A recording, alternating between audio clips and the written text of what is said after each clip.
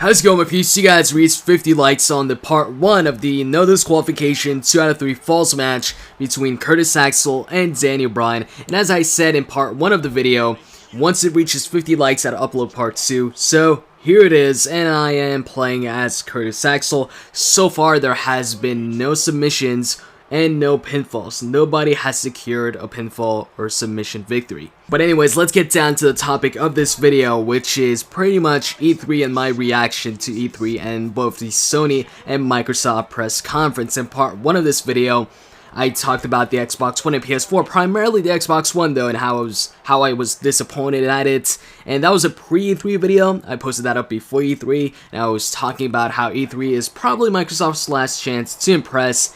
Now that E3 has passed and I have seen both the Sony and Microsoft press conference, I would like to give my thoughts on that, and I'd like to hear your thoughts on both press conference. How did you think Microsoft did or Sony did with the PS4 or, you know, whatever?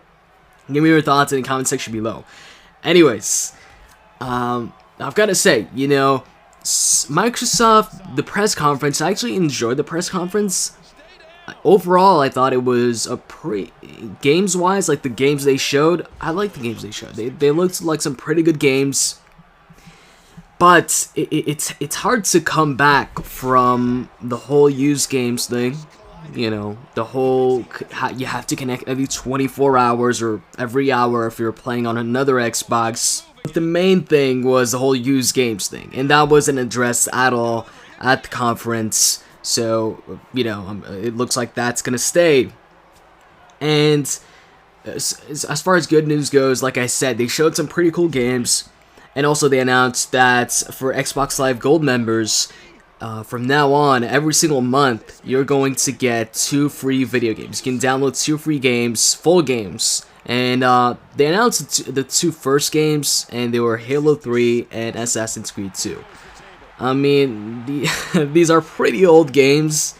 I mean, it's still 2 free games, you know, 2 free full games, but let's face it here, they're not new games, and both those games have had sequels already, and those sequels are out. I mean, you've got Assassin's Creed 3 that's out, and you've got Halo 4 and also Halo Reach, which also came after, you know, Halo 3. And I know some people could say, well, you know, Halo Reach is a prequel to Halo 3 or whatever, to Halo 2, I don't know.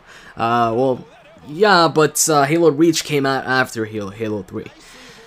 So it looks like they're going the whole, you know, PSN Plus route where, you know, you get some free games and such. That's pretty cool.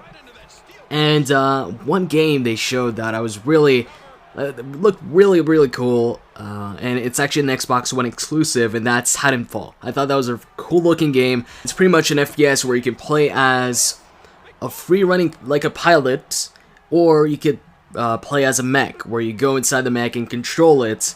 So it looked freaking cool. It looked like a game I would love to play.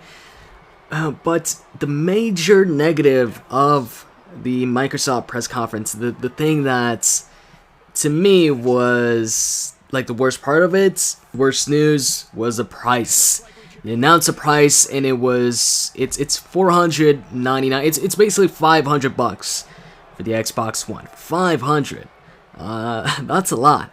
You know, I mean the console was already, you know, freaking surrounded with bad news. So E3 was like a good opportunity for them to like be like, hey, you know what? Xbox One isn't all that bad. I mean, you know, we might not accept used games that much or whatever, and you might have to connect online every 24 hours or 1 hour, but, you know, we've got all these cool exclusives, and they showed some cool exclusives. But then came time for the price, freaking $500, and you're like, Microsoft, you done fucked up again, you know, freaking $500, and then, you know, I was waiting for the Sony press conference. I wanted to know what was going to be the price for the PS4, and a lot of people did too.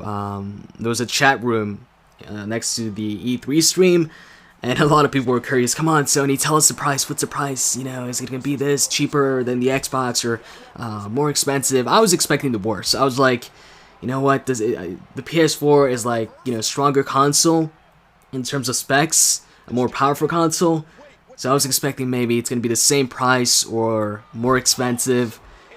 And then they announced well, actually, before I get to the price of the PS4, as far as Sony's press conference, they showed some cool games too, but I have to say I preferred the games shown on the Xbox press conference. But at the same time, a lot of those games shown on the Xbox press conference are also going to be on the PS4, apart from Titanfall, which is unfortunate.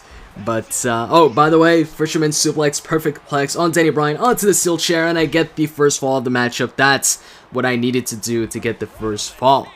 So to that person in the comment section that said to put the Perfect Plex as Curtis Axel's finisher, it's already there as one of his finishers. Anyways, back to what I was saying. As far as Sony's press conference, I thought Microsoft showed some better games, but at the same time, a lot of those games are also going to be on the PS4, apart from Titanfall, which is really unfortunate, and a few others, of course. And where Sony really did good, in my opinion, in the press conference is when they flat out said that the PS4 will not have any restrictions when it comes to used games. You can sell your game, you can trade it in, you know, pretty much the same way you do right now with your PS3 or Xbox 360. That got a big pop from the crowd or the media, whatever. And they also talked about how you don't need to be connected to the internet to play in a single player game, and it won't have to check in every 24 hours. That got a big pop too, because they were kind of making fun of Microsoft, but then right after announcing this great news, they talked about PSN Plus, and while talking about PSN Plus, they talked about the features of PSN Plus for PS4, and they put in as one of the features the ability to play immersive multiplayer experiences, and then they said, and of course PSN is Plus for, you know, if you want to play single player games, basically saying or pointing out that PSN Plus now is required for online play. I mean, it's not that bad of an announcement, considering the PSN Plus membership already gives you, you know, a good amount of stuff for your money. Now it's just gonna give you also online play, but of course, you know, if you don't want to play PSN Plus, then you can't play online.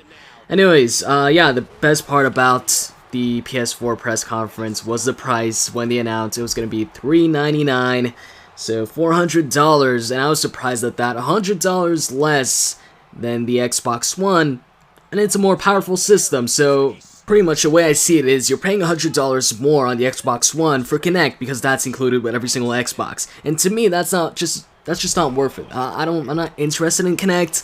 I don't care for voice controls, or, you know, you can say Xbox on and the Xbox turns on. I mean, it is kind of cool, but it's really not needed in my opinion.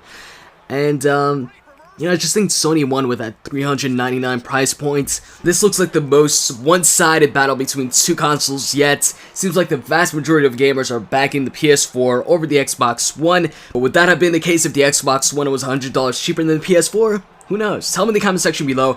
That is it for part 2. If you guys enjoyed this video, click that like button down below. Once it reaches 50 likes, I'll upload the last part 3, where you guys can find out if I tap out or not. See you guys.